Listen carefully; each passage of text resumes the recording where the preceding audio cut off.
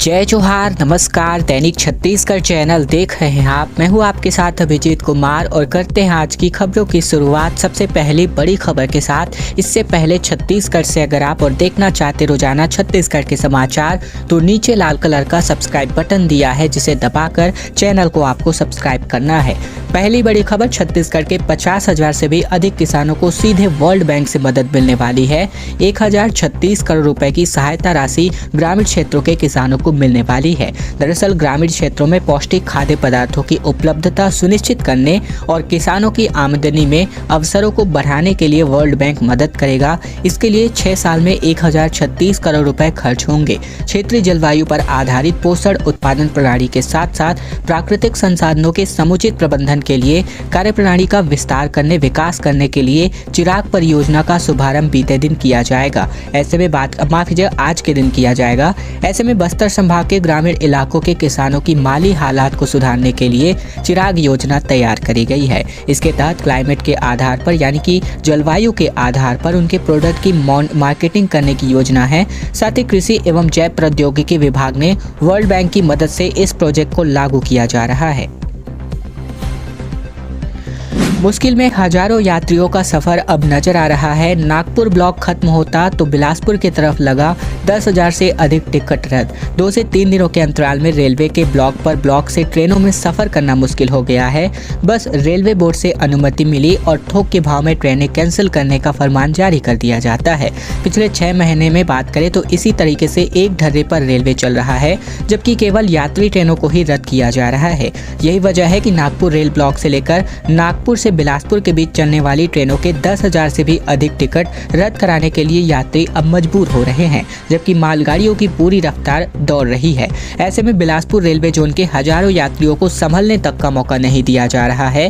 उन्हें सप्ताह 10 दिन पहले ये पता चल सके कि ट्रेनें कैंसिल होने वाली है, बल्कि मनमानी तरीके से कभी नागपुर तरफ तो कभी बिलासपुर की तरफ दोनों तरफ की ट्रेनों को कैंसिल करके और मार्ग बदल कर चलाने का ऐलान कर दिया जाता है। ऐसे में यात्रियों को संभलने तक का मौका नहीं मिल जाता है और उनको जो है इतना वक्त तक नहीं मिल पाता कि वो अपनी जो बची हुई ट्रेनें हैं उनको जो टिकट है उनको कैंसिल कर सके।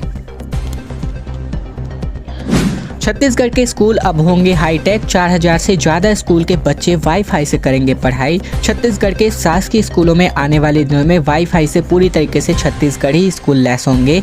राजधानी रायपुर हो या फिर नक्सल प्रभावित बस्तर का शासकीय स्कूल, इन सभी स्कूलों में छात्रों को इंटरनेट के माध्यम से हाईटेक शिक्षा प्रदान करी जाएगी।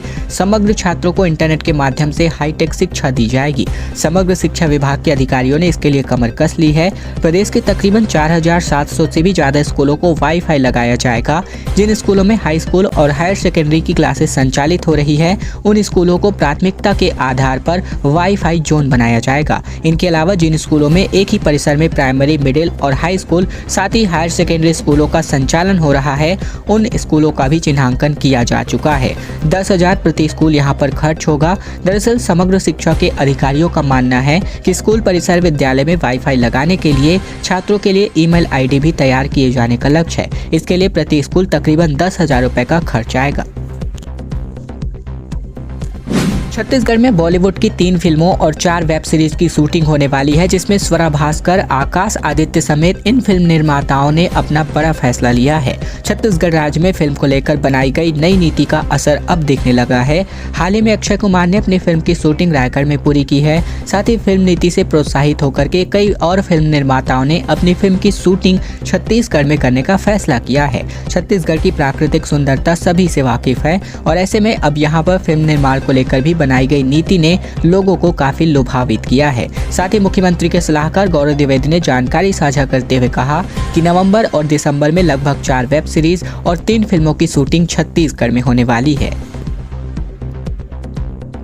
प्रदेश में स्वास्थ्य विभाग अब एक नया जो है यहाँ पर योजना तैयार कर रहा है, जिसके अंतर्गत 3 साल में 60% मरीज बढ़े हैं। कोरोना की तरह अब शुगर और बीपी टेस्ट होगा।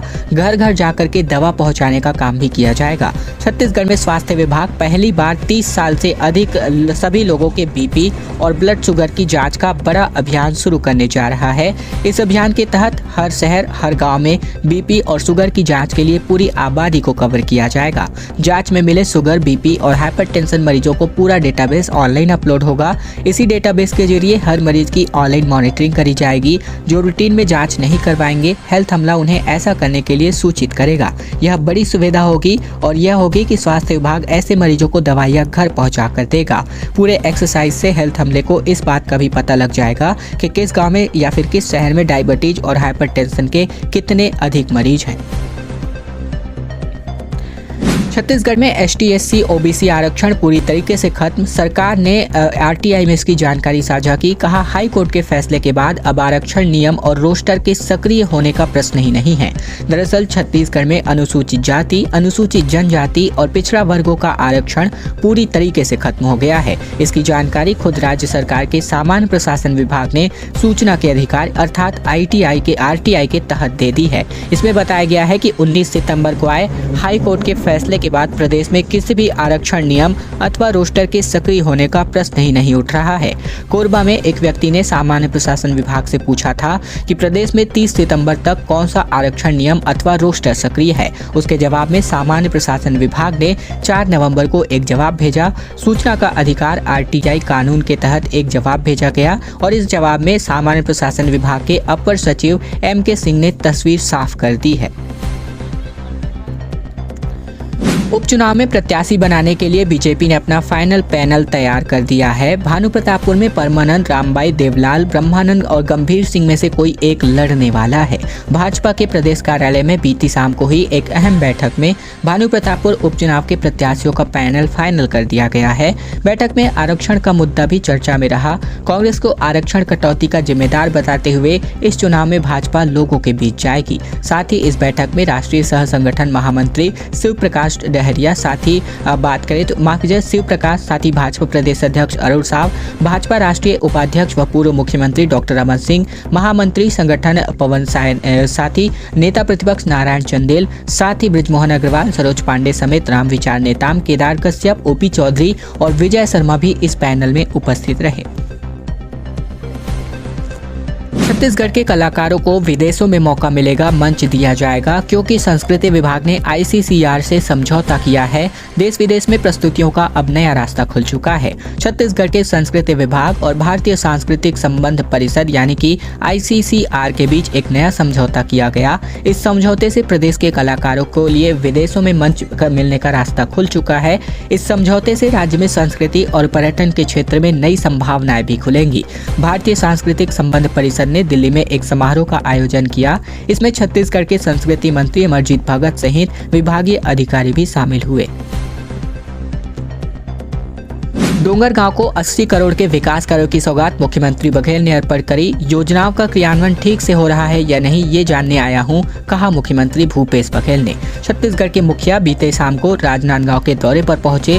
यहां उन्होंने डोंगरगढ़ विधानसभा क्षेत्र को 80 करोड़ रुपए के विकास कार्यों की सौगात दी। सबसे पहले वे लाल बहादुर नगर पहुंचे, जहाँ विभिन्न विभागों की योजनाओं के तहत 77 हितग्राहियों को मोटराइज्ड साइकिल, ट्राईसाइकिल, पोषण किट, सिलाई मशीन, साथ ही गैस सिलेंडर समेत बीज सहित विभिन्न सामग्रियों का वितरण किया। साथ ही मुख्यमंत्री बघेल ने छत्तीसगढ़ महतारी के छाया चित्र पर माल्यार्पण व दीप प्रज्वलन करके भेंट मुलाकात कार्यक्रम की शुरुआत की। रेलवे अब बहुत जल्द ही ऑटोमेटिक सिग्नल सिस्टम शुरू करेगा। एक ही ट्रैक पर 2 स्टेशनों के बीच एक साथ चल सकेंगी कई ट्रेनें। जानिए इस व्यवस्था के क्या क्या फायदे हो सकते हैं। दक्षिण पूर्व मध्य रेलवे टेक्नोलॉजी को अपग्रेड करते हुए अब सिग्नल सिस्टम को ऑटोमेटिक करने जा रहा है। इस काम से अब ट्रेनों को एक ही रूट पर एक के बाद एक आसानी से चलाया जा सकता है, जिससे यात्रियों का सफर कम समय में पूरा होगा। साथ ही रेलवे भी इसी रूट पर ट्रेनों की रफ्तार बढ़ाने और ट्रैक खाली होने पर और अधिक संख्या में ट्रेनें चला सकता है। ऑटोमेटिक सिग्नल सिस्टम शुरू होने की वजह से अब जो है ट्रेनों को बेवजह कहीं भी खड़ा करना नहीं पड़ेगा। पुराने सिस्टम यानी कि एल्ब्यूट लॉक सिस्टम में कहीं भी खड़ी ट्रेन को हरा सिग्नल तभी मिलता था जब उस रूट पर आगे चल रही ट्रेन अगले स्टेशन तक पहुंच जाए, तब पीछे खड़ी ट्रेन हरा सिग्नल पाकर चलती थी। ऑटोमेटिक सिस्टम का बड़ा लाभ यह है कि अब एक ब्लॉक सेक्शन में एक के पीछे दूसरी ट्रेन इन ऑटोमेटिक सिग्नल के सहारे लगातार करीब में चलती रहेंगी। छत्तीसगढ़ में भीषण दर्दनाक हादसा हुआ जिसमें 3 युवकों की मौत हो गई। तेज रफ्तार 2 बाइक की आमने सामने जोरदार भिड़ंत होने की वजह से देर रात ये एक्सीडेंट हो गया। कवर्धा राजनांदगांव स्टेट हाईवे पर बीती देर रात हुए सड़क हादसे में 3 युवकों की मौत हो गई। रात तकरीबन 12 बजे लोहरा रोड मॉल के ठीक आगे 2 बाइक की आमने सामने जोरदार भिड़ंत हो गई जिसमें 3 युवकों की जान चली गई। दुर्घटना सिटी कोतवाली थाना क्षेत्र की है। छत्तीसगढ़ के 16 जिलों में 28 नए धान खरीदी केंद्र स्थापित किए गए, जहां पर किसानों की सुविधाओं के लिए सरकार ने केंद्र खोले हैं। अब 2525 जगहों पर धान खरीदी किया जाएगा। छत्तीसगढ़ में सरकार ने धान खरीदी के लिए 28 नए केंद्र खोलने की अनुमति जारी की है। इन केंद्रों पर धान खरीदी की सभी आवश्यक सुविधाओं का संचालन शुरू करने को कहा गया है। इन नए केंद्रों में 16 जिलों के खोले जाएंगे और अभी तक प्रदेश भर में 2497 केंद्रों पर धान की खरीदी की जा रही थी। न्यूनतम समर्थन मूल्य पर धान की खरीदी 1 नवंबर से शुरू हुई है। तकरीबन 1,05,000 किसानों ने 11 नवंबर तक 3,23,000 मीट्रिक टन धान बेचा हुआ है। तापमान में गिरावट होने वाली है। 24 घंटे में 20 घटा है तापमान। नवंबर के अंतिम हफ्ते तक जम सकती है ओस। दरअसल शहर में तापमान में गिरावट शुरू हो चुकी है। बीते 24 घंटों में न्यूनतम तापमान 2 डिग्री तक लुढ़क चुका है। साथ ही बीती शाम को यहां शहर का न्यूनतम तापमान 16 डिग्री पर स्थिर रहा। वहीं बीती सुबह को ही न्यूनतम तापमान 14 डिग्री तक रिकॉर्ड किया गया। मौसम विभाग के पूर्वानुमान के अनुसार शहर का न्यूनतम तापमान 11 डिग्री तक गिर सकता है आज के दिन तक। मौसम विभाग के पूर्वानुमान के अनुसार अगले सप्ताह तक आसमान साफ होगा और न्यूनतम तापमान 11 से 13 डिग्री के बीच बने रहने की संभावना है। छत्तीसगढ़ आएंगे संघ प्रमुख डॉक्टर मोहन भागवत। इस संभाग में विभिन्न कार्यक्रमों को होंगे शामिल। आरएसएस के प्रचारकों की भी बैठक लेने वाले हैं। राष्ट्रीय स्वयंसेवक संघ के सरसंघ चालक डॉक्टर मोहन भागवत का दौरा छत्तीसगढ़ के सरगुजा संभाग में होगा। दरअसल ये दौरा 3 दिवसीय होगा और वे 14 नवंबर से लेकर 17 नवंबर तक संभाग के दौरे पर रहेंगे। डॉक्टर भागवत के आगमन को लेकर के आरएसएस ने विशेष तैयारी की है। 14 नवंबर को संभाग के जसपुर जिले के भगवान बिरसा मुंडा की प्रतिमा पर माल्यार्पण करके स्वर्गीय कुमार दिलीप सिंह जुदेव की प्रतिमा का अनावरण करेंगे। इसके बाद जनजातीय गौरव दिवस पर आयोजित आम सभा को संबोधित किया जाएगा। जिला सड़क सुरक्षा समिति की बैठक संपन्न हुई, जहां पर सड़कों पर हो रहे अतिक्रमण को हटाने के लिए रणनीति पर चर्चा की गई। डिवाइडर और सिग्नल लाइट लगाने के भी निर्देश जारी किए गए। रायपुर वासियों को रोड एक्सीडेंट और ट्रैफिक जाम से छुटकारा दिलाने की कोशिशें शुरू हो गई हैं। शहर की सड़कों पर हो रहे अतिक्रमण, ऑटो चालकों की मनमानी को रोकने और यातायात में रोड़ा बन रहे बिजली के खंभों को हटाने के निर्देश कलेक्टर ने जारी किए। कलेक्टर सर्वेश्वर नरेंद्र भूरे ने चौक चौराहों पर सिग्नल लाइट लगवाने के निर्देश भी अधिकारियों को जारी किए। शहर की 4 प्रमुख सड़कों पर डिवाइडर भी बनाए जाएंगे। साथ ही रायपुर में शुक्रवार को ट्रैफिक व्यवस्था को सरल बनाने के लिए कलेक्ट्रेट सभागार में जिला सड़क सुरक्षा समिति की बैठक हुई, जिसमें डीएसपी गुरजीत सिंह समेत कई बिंदुओं पर ट्रैफिक से जुड़ी समस्याओं पर बातचीत की। खैर दोस्तों, आज की खबरों का सिलसिला बस यहीं तक का था। वीडियो पसंद आए तो वीडियो को लाइक कर दीजिएगा। चैनल पर नए हैं तो चैनल को सब्सक्राइब कर लीजिएगा, ताकि प्रतिदिन की महत्वपूर्ण खबरें, छत्तीसगढ़ के समाचार बिना रुकावट रोजाना हम आप तक पहुंचा सके। तो दोस्तों, चैनल जरूर सब्सक्राइब कीजिएगा।